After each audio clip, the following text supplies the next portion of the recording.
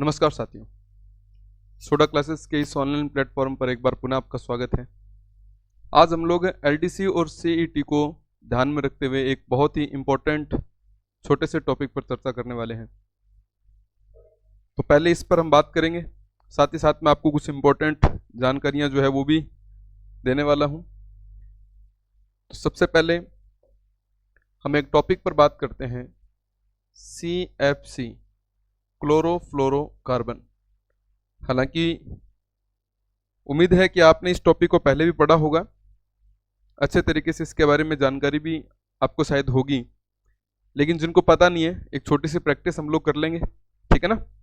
चलिए सबसे पहले देखो, CFC यानी कि क्लोरोफ्लोरोकार्बन, ठीक है ना। CFC यानी जिसे हम बोलते हैं क्लोरोफ्लोरोकार्बन, ये नाम ऐसे क्यों रखा गया, ठीक है।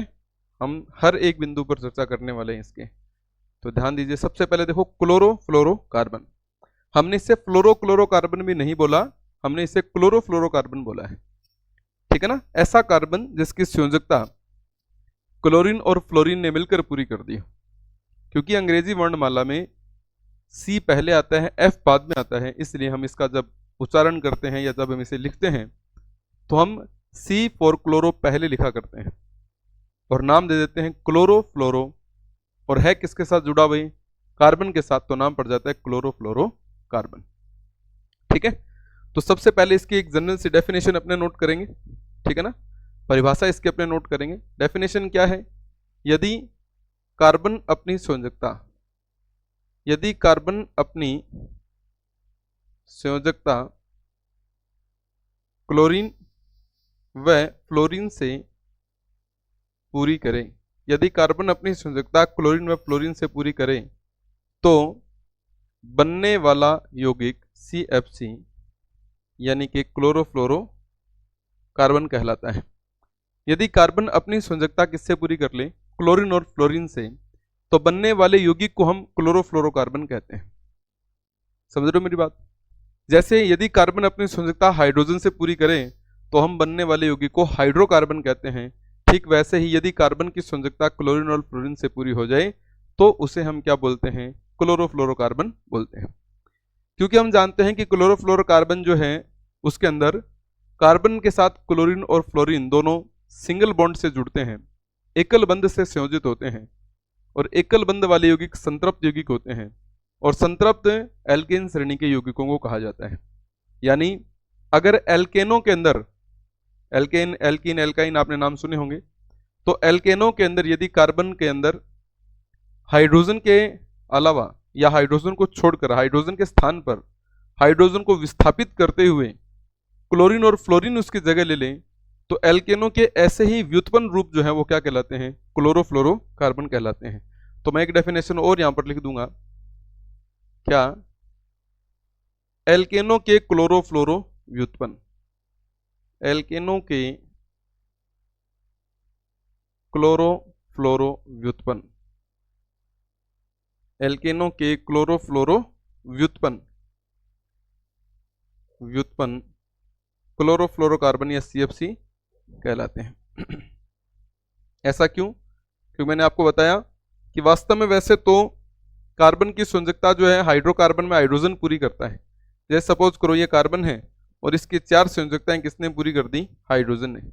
लेकिन अगर वहां पर क्लोरीन और फ्लोरीन आ जाए तो क्लोरीन और फ्लोरीन क्या करेंगे, इस संतृप्त हाइड्रोकार्बन अर्थात एल्केन श्रेणी के अंदर से इस कार्बन के साथ जुड़े हुए इन हाइड्रोजन को हटा देंगे, इनको डिस्प्लेस कर देंगे, ठीक है ना। जैसे मान लो क्लोरीन आया ना, तो क्लोरीन इसको हटा देगा, डिस्प्लेस कर देगा, विस्थापित कर देगा।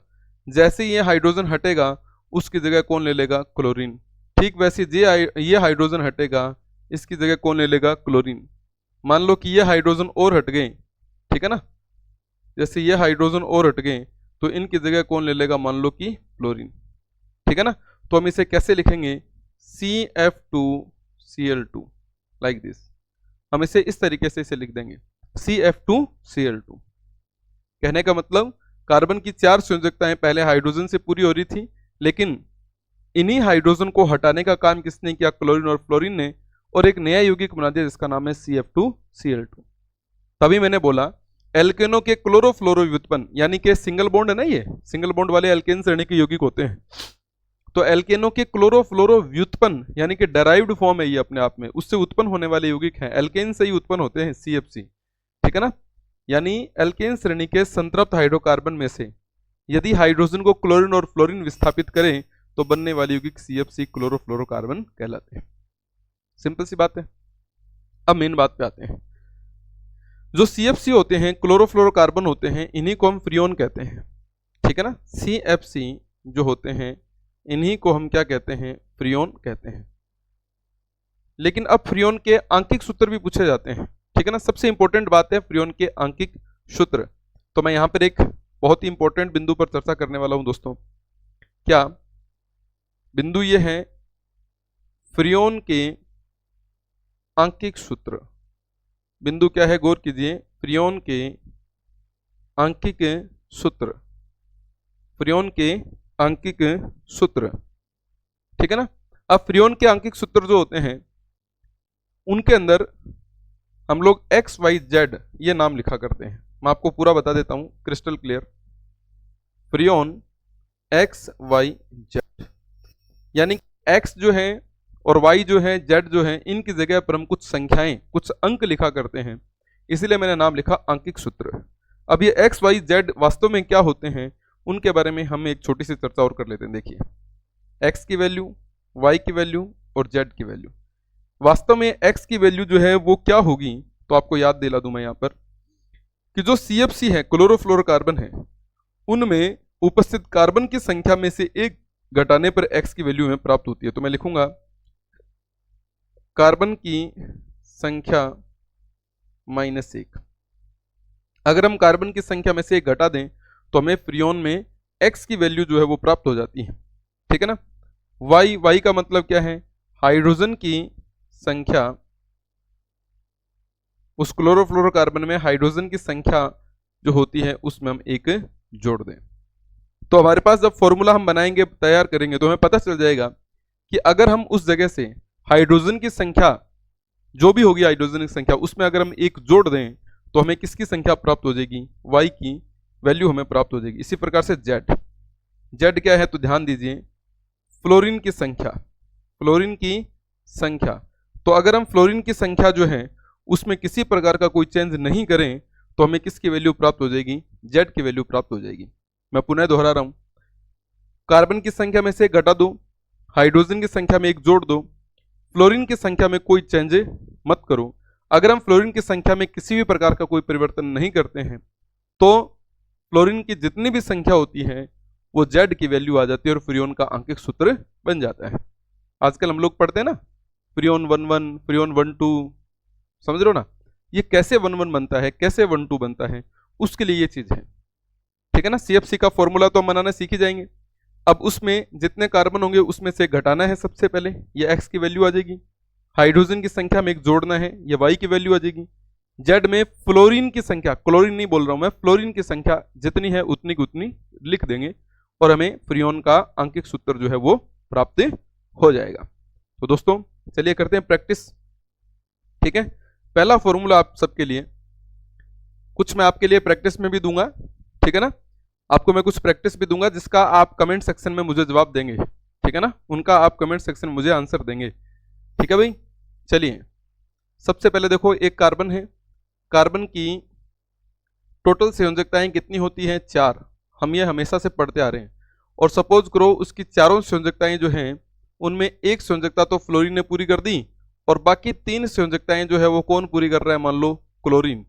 तो इस तरीके से बनने वाले यौगिक को हम क्या बोलेंगे, तो मैं आपको बता दूं, इसे हम बोलेंगे CFCl3, CFCl3, ठीक है ना।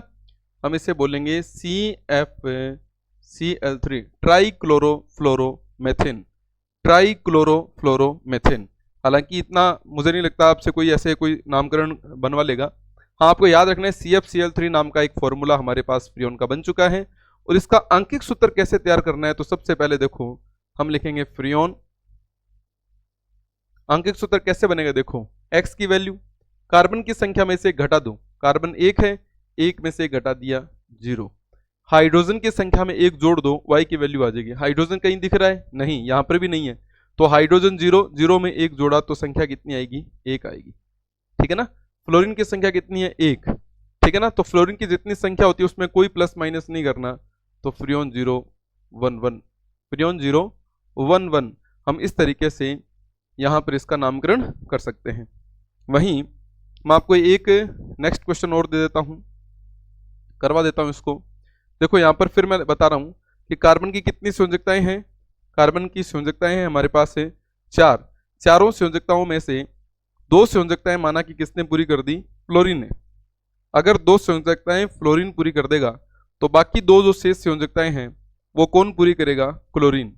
और इस तरीके से फॉर्मूला बनेगा CF2Cl2 डाइक्लोरो डाइफ्लोरोमेथेन।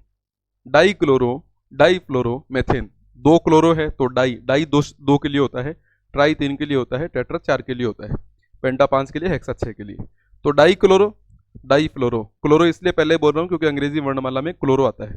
तो डाइक्लोरो डाइफ्लोरो और एक कार्बन है तो मैथ, सिंगल बॉन्ड है तो एन, नाम पड़ जाता है मेथेन। Dichloro डाइफ्लोरोमेथेन CF2Cl2। आंकिक सूत्र की मेन बात अपने कर रहे हैं। आंकिक सूत्र कैसे तैयार करेंगे? ध्यान दीजिए। देखो भाई, कार्बन की संख्या कितनी है? 1। 1 में से 1 गया, 1 में से 1 गया तो संख्या कितनी प्राप्त हो जाएगी हमें? 0। और हाइड्रोजन की संख्या है ही नहीं, 0, 0 में 1 जोड़ा तो 1। ठीक है ना। और फ्लोरीन की संख्या कितनी है? 2, तो हम एज इट इज 2 यहां पर लिख देंगे। फॉर्मूला बन जाएगा फ्रियोन 0 1 2। फॉर्मूला बन जाएगा फ्रियोन 0 1 2। समझ रहे हो ना। और यही प्रश्न हमारे पेपर में LDC के 2016 के एग्जाम में हूबहू प्रश्न छप चुका है। तो इन फ्यूचर हो सकता है कभी भविष्य में दोबारा ये प्रश्न जो है बने, और ऐसा ही कोई और बन जाए, दोनों ही संभावनाएं हैं। प्रश्न आ जाए CF2Cl2 जो है उसका अंकिक सूत्र बताइए, फ्रियोन 0 1 2। या ऐसे प्रश्न आ जाए फ्रियोन 0 1 2 का रासायनिक सूत्र बताइए। समझ लो ना। तो ऑप्शन में आ जाएगा CFCl3, CF2Cl2, है ना, CF3Cl या C2F2Cl4। ऐसा कोई भी प्रश्न हमसे पूछा जा सकता है। मुझे लगता है कि आपने पहला और दूसरा जो मैंने यहाँ पर स्ट्रक्चर बनाई और उनके नाम जो मैंने बनाए, मुझे उम्मीद है कि आप इन सभी बिंदुओं को इजीली कवर कर सकते हैं। अब 3 प्रैक्टिस मैं और देता हूं, उनमें से सारे काम आप लोगों ने खुद ने मुझे कमेंट सेक्शन का यूज करते हुए मुझे जवाब देने हैं। ठीक है ना। 3 प्रैक्टिस मैं आपको देता हूं, सुनिएगा। 3 4 नंबर यहां और 5 नंबर बाद में बना लेंगे, पहले 3 और 4 नंबर बना लेते हैं।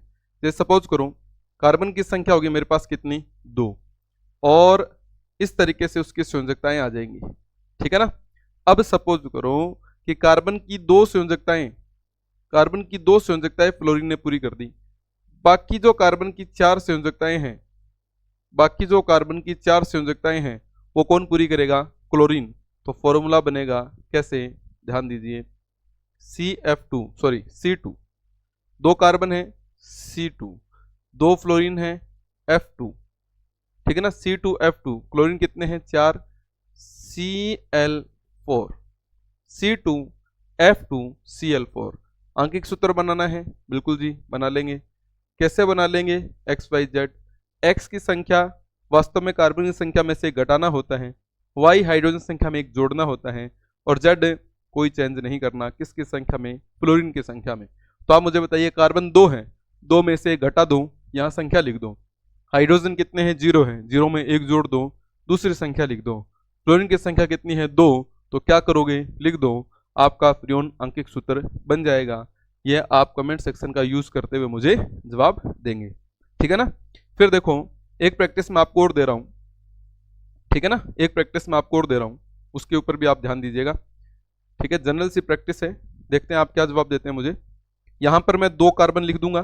ठीक है भाई, 2 कार्बन मैं ऐसे लिख दूंगा, उनकी वैलेंसीज मैं ऐसे छोड़ दूंगा, जिनमें से सपोज करो कि हमने 3 वैलेंसी फ्लोरीन से पूरी कर दी, बाकी 3 वैलेंसी जो है वो हम किससे पूरी करें? क्लोरीन से। ठीक है ना। तो बनने वाला जो सूत्र होगा वो होगा C2F3Cl3, C2F3Cl3, C2F3Cl3। अब देखो इसका आंकिक सूत्र तैयार कर दो फ्रियोन बना के। तो बिल्कुल जी बना देंगे। कैसे बना दोगे? ध्यान दो, फ्रियोन, अब देखो कार्बन की संख्या 2 है, इसमें से क्या करना है वो लिखना है। हाइड्रोजन संख्या 0 है, 0 में क्या करना है वो लिखना है। और फ्लोरीन की संख्या कितनी है उसमें क्या करना होता है वो लिखना है। और फ्रियोन का फिर से एक सूत्र आपका बनकर तैयार हो जाएगा। ये आपकी प्रैक्टिस है, आपके कमेंट्स हैं, वही इसका जो है सही मतलब मूल्यांकन करेंगे, ठीक है ना। तो मैंने कॉन्सेप्ट क्लियर कर दिया है और इनके नाम वगैरह जो है आप खुद स्वतः ही मेंटेन करने वाले हैं, ठीक है ना। नेक्स्ट पेज की तरफ बढ़ते हैं, ये आप प्रैक्टिस कर लीजिएगा, ठीक है ना। प्रैक्टिस करके मुझे बताइएगा, वीडियो पॉज कर लीजिएगा, स्क्रीनशॉट ले लीजिएगा, है ना। और आप इनके मुझे कमेंट सेक्शन का यूज करते हुए आंसर देंगे, ठीक है ना। अब बढ़ते हैं अगले प्रश्न की ओर। अगला प्रश्न हमारा क्या कहता है, समझिए कि जो CFC होते हैं वो क्लोरीन गैस को मुक्त करते हैं। CFC क्लोरोफ्लोरोकार्बन क्लोरीन गैस मुक्त करते हैं, ये भी प्रश्न पेपर में आ रखा है, ठीक है ना। क्लोरीन गैस मुक्त करते हैं जो ओजोन का विखंडन करती है। क्लोरीन गैस को मुक्त करते हैं CFC जो ओजोन का विखंडन करती है या विघटन करती है। तो जो ओजोन का विघटन कर ग्लोबल वार्मिंग करती है, ओजोन का विघटन कर ग्लोबल वार्मिंग करती है। सिंपल सी बात है। तो हमें तो ग्लोबल वार्मिंग से जो है बचना है भाई, है ना। और ये जो क्लोरोफ्लोरोकार्बन का दुष्प्रभाव है, इस दुष्प्रभाव से भी हमें दुनिया को बचाना है।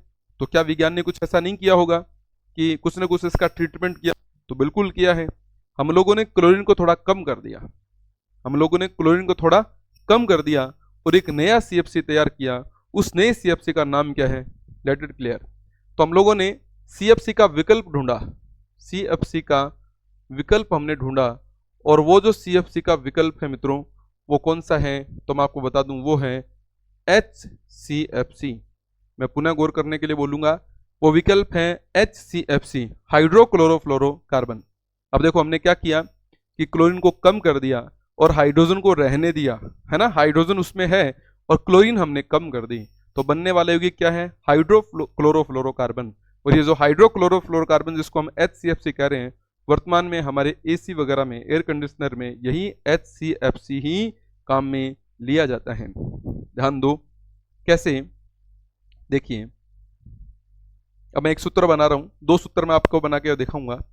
पहला सूत्र आपको मैं बना ही देता हूं सीधा ही, डायरेक्ट ही। एक कार्बन है और कार्बन की कितनी वैलेंसी है? मान लो 4 वैलेंसी है।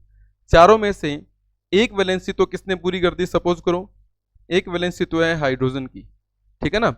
और एक वैलेंसी जो है वो है मान लो किसकी? आपके फ्लोरीन की।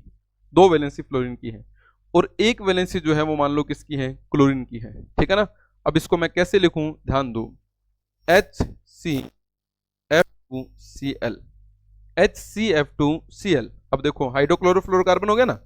अब इसका आंकिक सूत्र कैसे बनेगा? आंकिक सूत्र मैं इसका तैयार करके आपको बताता हूं, ठीक है ना। और समझना इस बात को, बहुत गंभीर बात है और ये एग्जाम ओरिएंटेड मैटर है अभी यहाँ वाला। ध्यान दो, फ्रियोन अब XYZ लेना है, XYZ, X कार्बन की संख्या में से घटाना है। कार्बन 1 है तो 1 में से 1 घटाते ही क्या वैल्यू प्राप्त होगी हमें? 0। फिर देखो हाइड्रोजन की संख्या 1 है, 1 में 1 जोड़ा तो हमें संख्या क्या प्राप्त हो जाएगी? 2। फ्लोरीन की संख्या कितनी है? 2 है, तो हम 2 को 2 ही रहने देंगे और फॉर्मूला बना देंगे फ्रियोन 022। मैं आपको बता दूं वर्तमान में आपके AC वगैरह में यही फ्रियोन 022 जो है वो काम में ली जाती हैं। तो ये वेरी वेरी इंपॉर्टेंट है और मुझे उम्मीद है कि यहाँ तक आपने इस टॉपिक को अच्छी तरह से समझ लिया होगा, अच्छी तरह से मेंटेन कर लिया होगा, ठीक है ना। और बहुत ही सिंपल सा देखो 20 मिनट का ये वीडियो बना है और 20 मिनट में हमने बहुत ही क्रांतिकारी काम कर लिया है, बहुत ही इंपॉर्टेंट फैक्ट हमने पता लगा लिए, ठीक है भाई। तो आज की इस क्लास में हम लोग बस इतनी ही बात करने वाले हैं। कल मैं पुनः एक छोटे से नए वीडियो के साथ उपलब्ध होऊंगा और एक क्वेश्चन आपका निश्चित रूप से सही करवाऊंगा, ठीक है ना। तो आज इतना ही पढ़ेंगे, नेक्स्ट हम लोग एक और नए टॉपिक पर चर्चा करना शुरू करेंगे। मैं आपको बता दूं जो विद्यार्थी LDC की तैयारी करना चाहते हैं वो हमारे इस YouTube परिवार के साथ जुड़ें। बहुत सारे वीडियोज़ आपके काम के इसमें पहले से ऑलरेडी बने हुए हैं, आप उनको पढ़िए, समय निकालिए, आपको निश्चित रूप से फ़ायदा होगा। और साथ ही साथ मैं आपको बता दूं नए बैचेज जो है जैसे रीट के, L1 L2 के, पटवार के, है ना, CET के, इस तरीके के, या फाउंडेशन साइंस का बैच जो है, ऐसे ऑनलाइन अपने एप्लीकेशन के ऊपर अभी चल ही रहे हैं। तो आप समय निकालकर उनका भी अवलोकन करें और निश्चित रूप से हमारे ऑनलाइन एजुकेशन सिस्टम से जुड़कर विज्ञान को और सरल और सहज बना सकते हैं। All the best for all of you. कल मिलते हैं दोबारा एक नई वीडियो के साथ। बहुत बहुत धन्यवाद आप सबका।